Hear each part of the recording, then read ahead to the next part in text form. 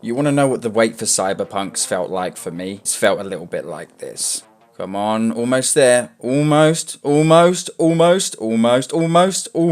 Guys, we're close. We're close. Oh, a delay. It's fine. Oh, we're so close.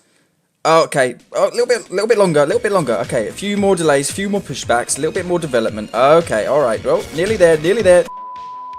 What's going on, guys? I'm Red Bandit, and Cyberpunk is literally only 5 days away from release. So to celebrate the hype, I'm here to bring you guys my favourite 10 facts that I found interesting. These aren't going to necessarily be like amazing, blow your mind facts, because we've probably already heard these 100 times, but here's 10 facts that I found really interesting about Cyberpunk 2077.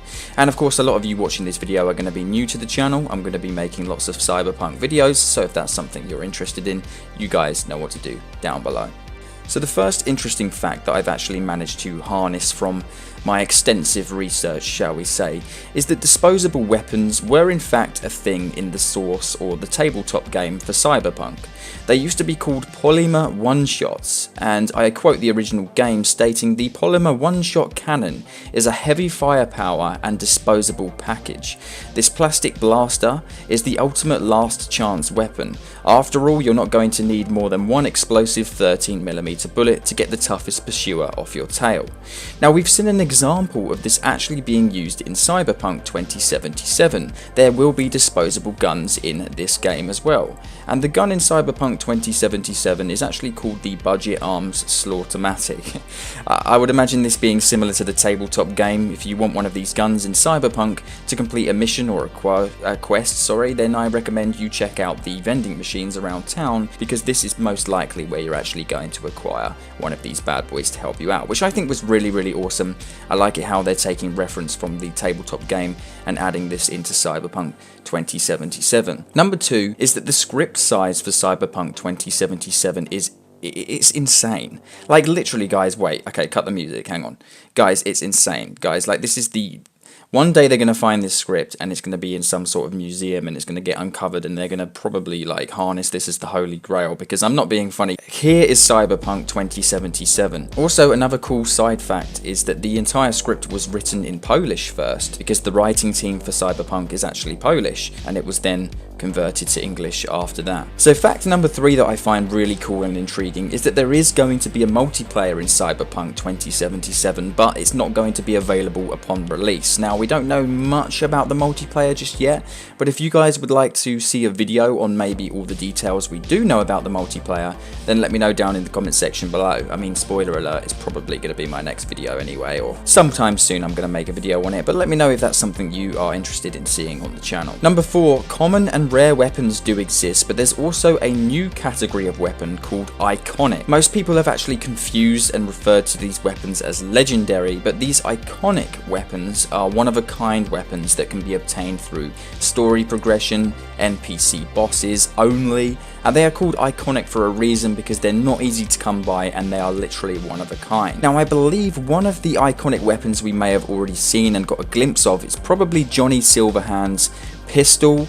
Also, potentially, we've seen some others in the trailers and gameplay as well. There was a gameplay clip, I believe, uploaded by a company on YouTube. I'll probably try and find the gameplay in the background here, but it was a legendary SMG or submachine gun being used in a public gameplay on YouTube. So it's nice to see that we have had some examples of these legendary or iconic weapons in the game. Number 5 is odd jobs and side missions will play a higher purpose than you think. Certain characters will actually reach out to you based on your street credit, or I prefer the term notoriety. Based on your street credit and certain influence in certain gangs, factions, and through work with certain characters can actually open and close doors for you throughout the game and the path that you choose to take. I think this is really interesting because I do find myself getting lost in side missions. It can kind of feel like a bit of a grind sometimes if you're just focusing on story related content and you're just playing through the story full speed ahead. You can kind of like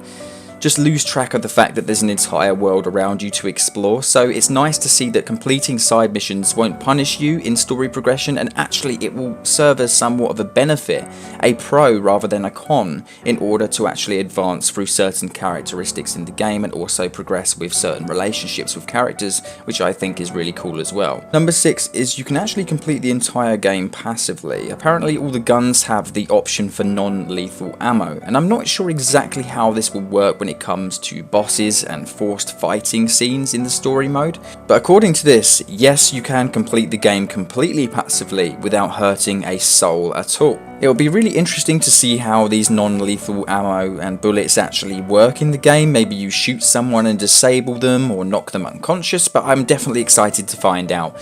And guys, that's a friendly reminder to let you know that when Cyberpunk comes out, you can find all the gameplay tips and tricks and cool videos here on the channel. Next up, a bit of vigilante work. You can allegedly scan NPCs to see if they are wanted by the law.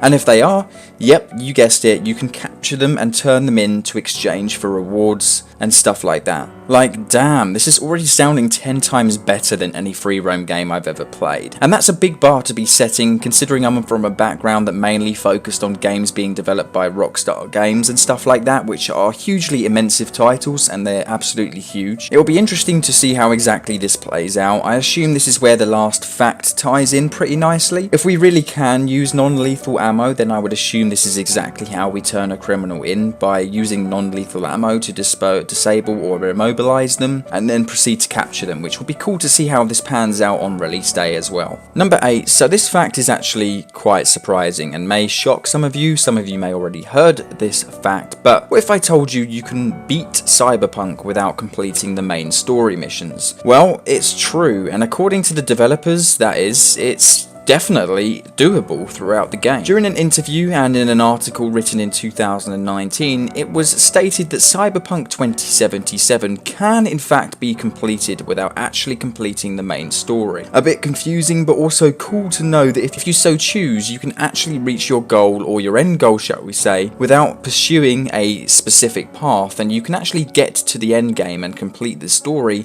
and find the answers that you're looking for by completing side quests, which just goes to show that side quests are not completely useless in Cyberpunk 2077 after all. Now, number 9 is that whenever a remake of something, or a video game adaptation, or a TV show adaptation is always released of something, you'll always have those fanboys and people that were huge fans of the series saying, "It's not real, it's not the same, it's not anything like I thought it would be, let's all complain, let's not make this part of the canon." You know, whatever these people end up saying.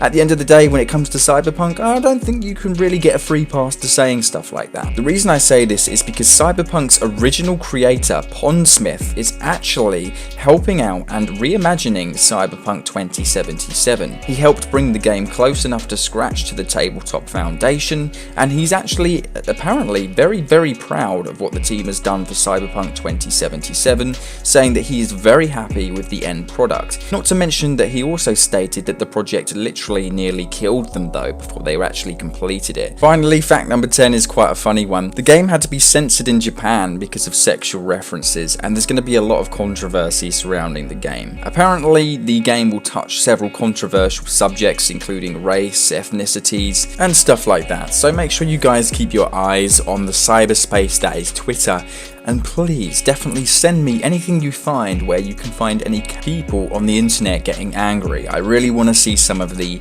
angry tweets and information that, you know, decides to spring up on the internet regarding some of these matters, because it's always entertaining to watch the world fall apart around you. That's everything. That's been 10 facts for Cyberpunk 2077. If you've watched this far into the video, I want to say thank you very much to everyone who's put the time and effort into watching this video. If you're hyped for Cyberpunk, leave a like on the video, and thank you for watching. I'll see you guys in the next one. Adios.